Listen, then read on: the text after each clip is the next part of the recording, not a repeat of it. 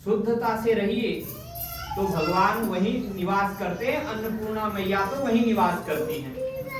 तो वहां प्रार्थना कीजिए कि हे भगवान, हमने भोजन तैयार कर दिया है, अब आप भोग लगाइए, फिर उसके बाद हम सब खाएंगे। तो पहले बर्तन में ही भगवान को भोग लग गया। अब सबको बांटिए बाद में।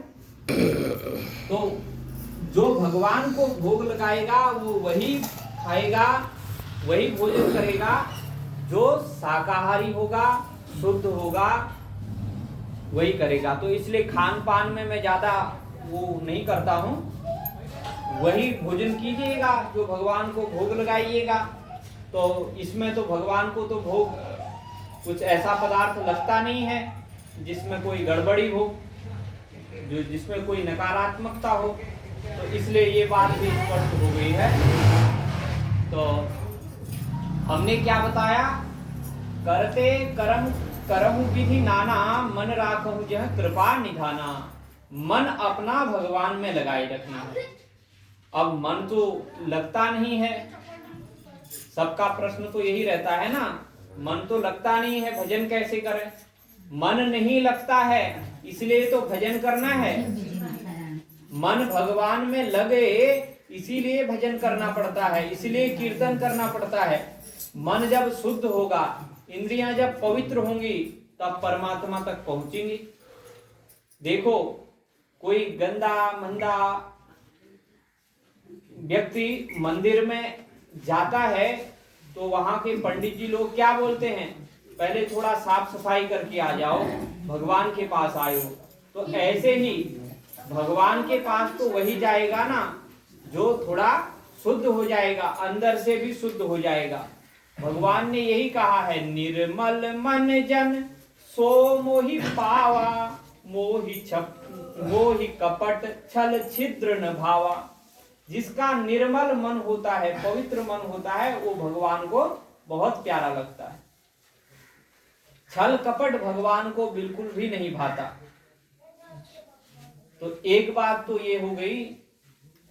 और दूसरी बात है कि हम प्रत्येक कर्म करें, लेकिन वो कर्म हम भगवान के लिए करें, अपने लिए नहीं। क्योंकि अपना हमारा कुछ भी नहीं है।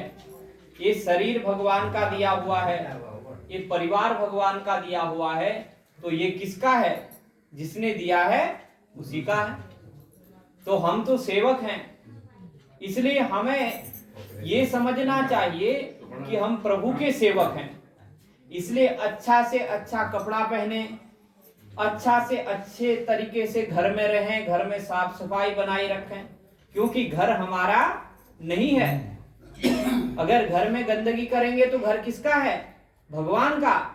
भगवान डांटेंगे, मालिक हैं, वो दंड कर देंगे।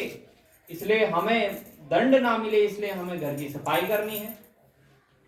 जैसे एक सेवक होता है, अगर सेवक जो है साफ सफाई से नहीं रहेगा तो मालिक डांटेगा ना, भाई अपनी साफ सफाई भी किया कर। तो इसलिए हमें अपनी साफ सफाई बढ़िया से रहना है। क्यों? क्योंकि हम भगवान के सेवक हैं। भगवान के पास जाते हैं, उनके पास बैठते हैं, उनके लिए भोजन बना रहे हैं, भोजन बना रहे हैं, भोजन को भोग लगाते हैं तो वो प्रसाद बन जाता है। भगवान जब पाते हैं तो वो प्रसाद बन जाता है। और प्रसाद ही जीवन में विषाद को दूर करता है, दुखों को दूर करता है, कष्टों को दूर करता है और सुख को, आनंद को प्रदान करता है। तो ये प्रसाद की महिमा है। भगवान श्री कृष्ण ने अर्जुन से भी यही कहा, माम अनुस्मर युद्ध च। हे अर्जुन, तुम मेरा स्मरण करो और युद्ध करो। देखो, अर्जुन को भगवान कह रहे हैं युद्ध भी करो और मेरा स्मरण भी करो। युद्ध करते करते स्मरण करो। युद्ध का माने क्या है? युद्ध तो उपलक्षण है।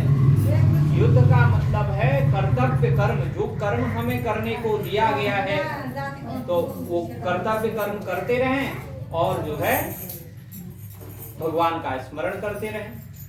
तो थोड़ी देर भगवान का जप करेंगे थोड़ा सा कीर्तन करेंगे, उसके बाद थोड़ी सी नाम की महिमा की बातें, मंत्र की महिमा की बातें फिर से बताएंगे। श्री राम जय एक मिनट जय जय राम।